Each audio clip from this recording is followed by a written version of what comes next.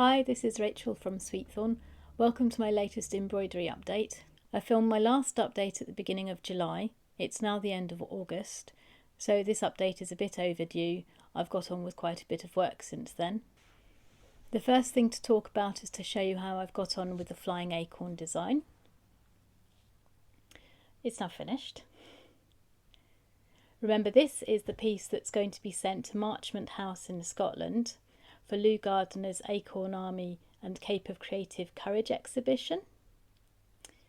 So the last time I showed this hoop, I still hadn't appliqued this side of the oak leaf. It was quite difficult to make the edges curvy enough, but I used couching. I'll bring it up closer.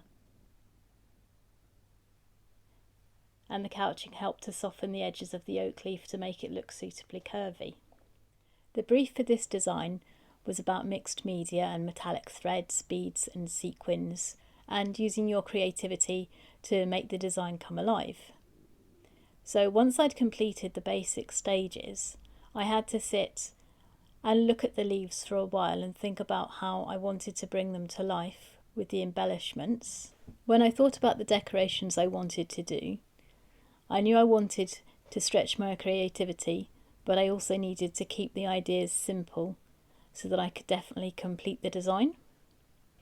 When I looked at the right hand leaf, I thought I would start with embroidery because I know about that.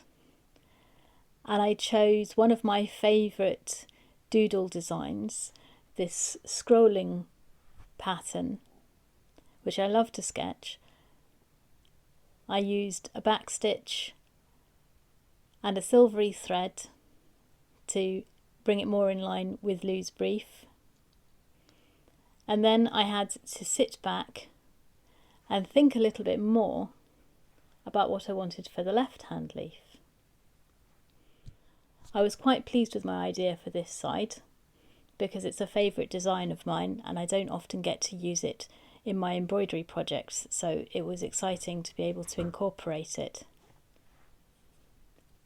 When it came to this leaf, I needed to sit down and have a think and sketch out my ideas to see what I thought that side of the design should look like, and I was mostly concentrating on loops and swirls and this paisley idea.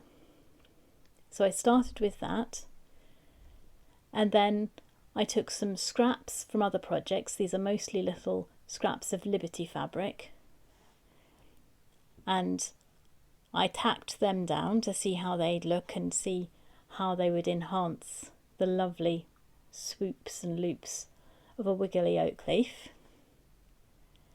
And then I decided to outline them in different stitches, which would give me the opportunity to practice different types of embroidery stitch. So I started with French knots because I knew that was a stitch I needed to improve on and make more regular. So that was excellent for some practice for my French knots. And then this leaf is outlined in heavy chain stitch, which is also a stitch I'm familiar with. After that, I needed to look through my embroidery stitch book and get some ideas for what I thought would look good around the outlines. This will be easier to see in my embroidery blog and I'll post the link below. But the top is a Pekingese stitch which has a back stitch looped around with a pink thread. This is fern stitch here, feather stitch, and this is a herringbone stitch. And you can see for the acorn that was quite easy to decide on. I've got a little gold highlight, which was a very pleasing way to bring in some more metallic threads. So those were my design ideas. This has been my first attempt at mixed media and hand applique and bringing all different design ideas together and letting loose with sort of creative thoughts. So I do still have a lot to learn. There are plenty of ways that I could refine my techniques and have more sophisticated design choices as well, but I'm really pleased with what I've done for starters, and I will return to this style of textile art So this hoop is now ready to be sent to Marchmont House, along with a letter. Both will be put on display with all the other hoops and letters that Lou and the Acorn team will have received.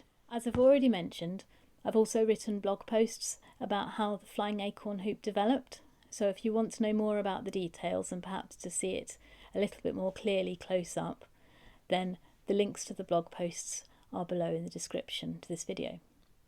As well as working on projects for Sweet Thorn, which you can find more about from my Instagram account or Pinterest, I'm also working on embroidery techniques more behind the scenes in the nooks and crannies of the day, really. I have a Ginkgo design which I have enlarged. Let's see if I can make that fairly obvious. This will be outlined eventually, but at the moment I'm experimenting just with colour really. This is stem stitch. It's very easy. It's one of my favourite embroidery stitches because it's so quick. But the idea is that I'm going to have all the veins outlined in stem stitch, and then I'm going to outline the whole leaf, I think, in whipped back stitch. I'm going to put in a little bit of long and short stitch, and I'll probably have a trailed stem. Now this piece was just a sort of transitional piece to get me thinking about different types of embroidery stitches, using stitches I've used before, but a lot of my work uses maybe only 1 or 2 stitches in one piece. So this was a good way to have a project that brought several techniques together, but it also gave me the opportunity to have a play with colour, because I tend to stick to more naturalistic tones and shades. So this was great fun. You can see I've put a little key up here. What I wanted to do was have a good variety of colours running through the leaf, and I sat down and I worked out a little way to vary the order. So sometimes they appear in this order here, but I didn't want them to be constantly repeated. So I sat down and worked out little numbers to myself for when I was going to bring each colour into the design. So that's been lots of fun. I need to crack on with it and finish it, because it was just an introduction to getting started on learning about embroidery. I've already got started on my next embroidery technique. I've started exploring Blackwork.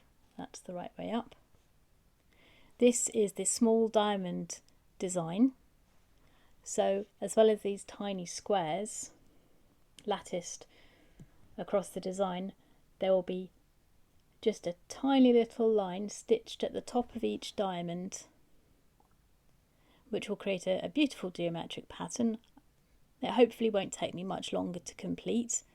I'm just creating small samples so that I can create as many as possible in a relatively short space of time. What you might notice here, and again when I do a blog post this will be easier to tell, is I actually miscounted. There you go, the end is not quite as neat as it should be. I realised I'd made a mistake in counting and I left it in, because this is just a practice, I'm just learning, so the mistakes can sit alongside the triumph of neatness that most of these pieces will be, I'm sure. However, I am pleased to have got this started. I really like the effect of Blackwork patterns. I'll show you the pattern from the book.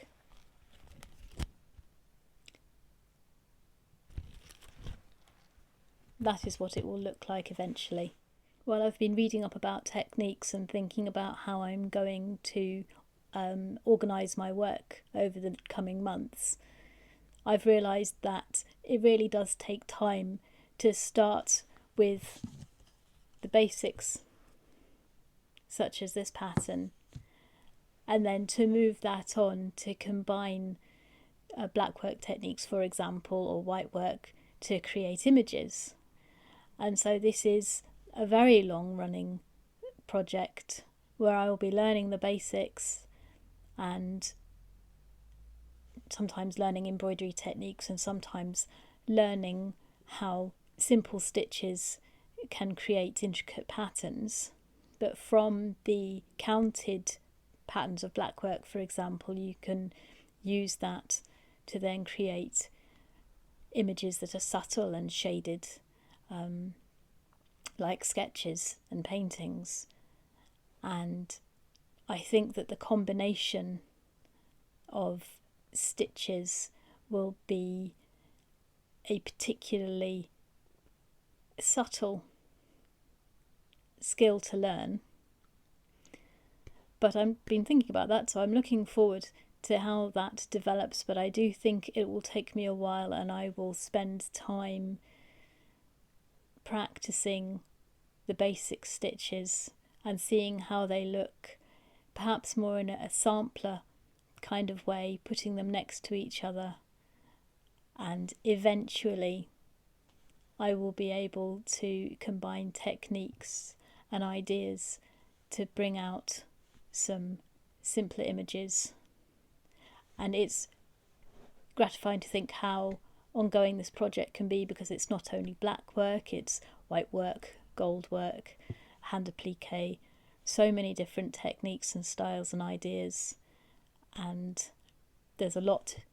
They can be developed so far and refined so much, so I've got a lot to learn, and then I'll see which my favourite techniques and styles are and which ones I'm going to refine even further. That's it for now. Thank you very much for watching. It might be that these embroidery updates end up being a monthly video. I'll see what kind of routine I get into as I get used to filming and editing YouTube videos. I've also got some stitching tutorials which I hope to put up in the next month or so. Hopefully I will fall into a more consistent routine, and that just remains to be seen as the months go on. Please give this video a like and subscribe to my channel if you want to know how I get on, and thank you for watching. Bye.